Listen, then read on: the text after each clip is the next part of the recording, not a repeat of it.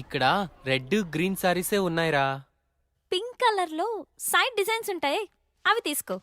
చూస్తున్నానుండు. నాన్న ఏంటి దొరికిందా? చూస్తున్నా.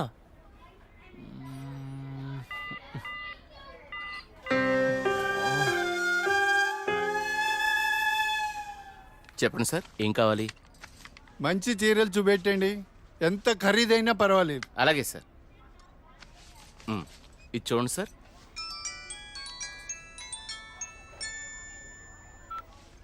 హలో బావగారు, బాగున్నారా? మా అబ్బాయికి ఉద్యోగం వచ్చింది కదండి. మొదటి నెల జీతం వస్తేను షాపింగ్ అని వచ్చాం. మళ్ళా చేస్తాను బావగారు. మా అబ్బాయికి ఉద్యోగం వచ్చిందండి, ఇన్ఫోసిస్ లో. నెలకి 30,000 జీతం. ఏమండి ఊరుకోండి, చూసే వాళ్ళకి మన అబ్బాయి గురించి మనమే గొప్ప చెప్పినట్టుంది. గొప్ప కాదా మరి? ఒక తండ్రిగా కొడుకు ప్రయోజకుడైతే ఆ ఆనందం ఎలా ఉంటుందంటే, నా కొడుకు ఉద్యోగం వచ్చింది హో అని బిల్డింగ్ ఎక్కి అరవాలనిపించేంత ఆనందంగా ఉంటుంది. అరే నాన్నరా, మాట్లాడు. ఏముందిరా, తిన్నావా, ఏం చేస్తున్నావు, ఆరోగ్యం జాగ్రత్త, రోజు అడిగేదేగా. హలో హలో హలో హలో ఇక్కడ సిగ్నల్ సరిగ్గా రావట్లేదు, నేను మళ్ళీ కాల్ చేస్తాను.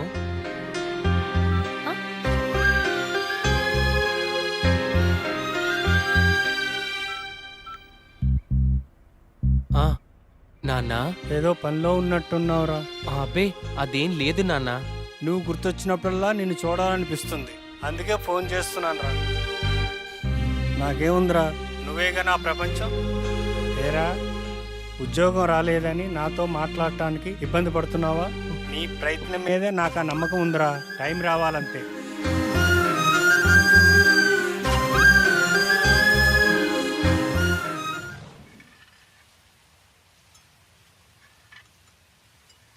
ఏంటి వివేక్ ఆలోచిస్తున్నావు? వెన్నెల, ఏదో డేటింగ్ అనుకున్నాం, కలిసాం, తిరిగాం, చాలు. నేను కెరీర్ మీద కాన్సన్ట్రేట్ చేయాలనుకుంటున్నాను. కొంచెం ఎక్స్ట్రా యాక్టివిటీస్కి దూరంగా ఉండాలి అనుకుంటున్నాను. సో నీ లైఫ్ నీది, నా లైఫ్ నాది. ఎప్పుడైనా ఓ ఫోన్ కాల్, హాయ్ అంటే hi, no relations and no emotions.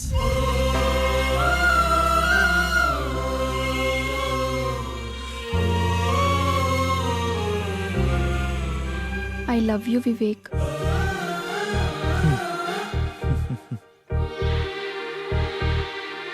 నువ్వంటే ఇష్టం లేదని చెప్పలేను, అలాని ఉందని చెప్పలేను. ఎందుకంటే నా మీద నాకే క్లారిటీ లేదు. నాకు ఆ క్లారిటీ వచ్చినప్పుడు, నాకు నిజంగా నువ్వే కావాలనిపించినప్పుడు నీ లైఫ్లో నేనే వస్తాను. ఇష్టం లేదని చెప్పనందుకు థ్యాంక్స్ వివేక్. నీకోసం ఎప్పటికైనా ఎదురు చూస్తూ ఉంటాను. Okay Vivek, wish you all the best for your career. Thanks for understanding వెన్నెల.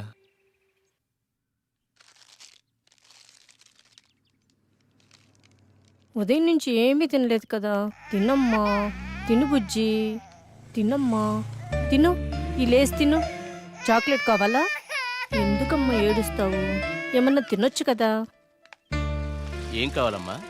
బాబు ఏమీ తింటలేదండి, ఆకలి అవ్వటానికి టానిక్ ఇవ్వరా? 2 కాంబిఫ్లేమ్ టాబ్లెట్స్ ఇస్తారా? యా. చాక్లెట్ కావాలా? హాయ్ చెప్పు. మా పాప కూడా సరిగ్గా తినకపోతే ఆకలికి టానిక్ ఇచ్చానమ్మా, ఇప్పుడు బాగా తింటుంది. ఓకే అండి, థ్యాంక్స్. అంకుల్ అంకుల్, చెప్పమ్మా. ఆకలి కాకుండా ఉండడానికి మీ దగ్గర టానిక్ ఉంటే ఇవ్వరా? ఏం కావాలమ్మా? ఆకలేస్తుందక్క.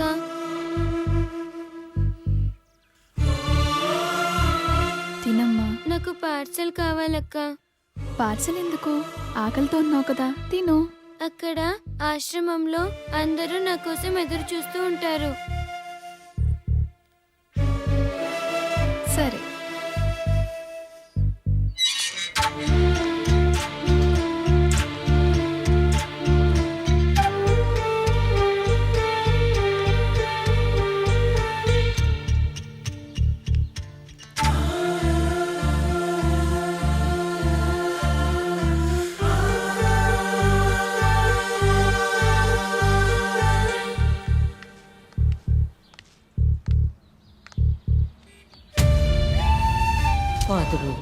అయితే ఇవ్వండి, ఆకలేస్తుంది. తిని 2 రోజులైంది, ఏమైనా తింటాను.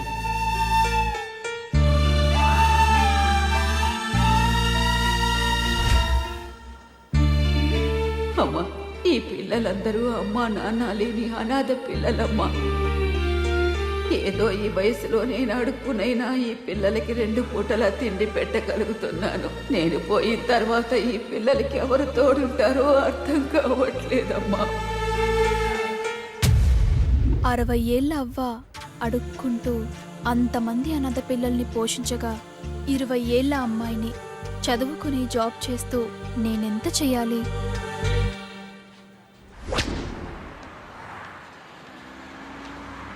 తమ్ముడు, లైఫ్లో సెటిల్ అవ్వకుండా సినీ ఫీల్డ్కి రావడం అంటే ఎగిరి ఆకాశాన్ని పట్టుకోవడమే.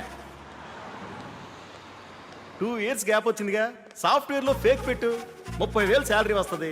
జాబ్ చేసుకుంటూ సినీ ఫీల్డ్లో ట్రై చేయి.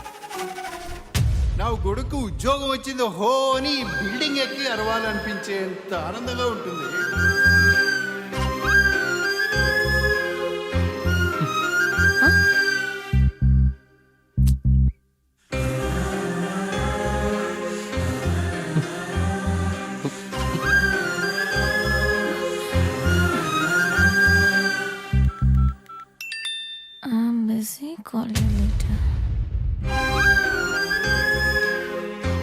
వీడికి లైఫ్లో నాకన్నా ఇంపార్టెంట్ ఏముంటుంది? నీ ప్రయత్నం మీదే నాకు ఆ నమ్మకం ఉందిరా.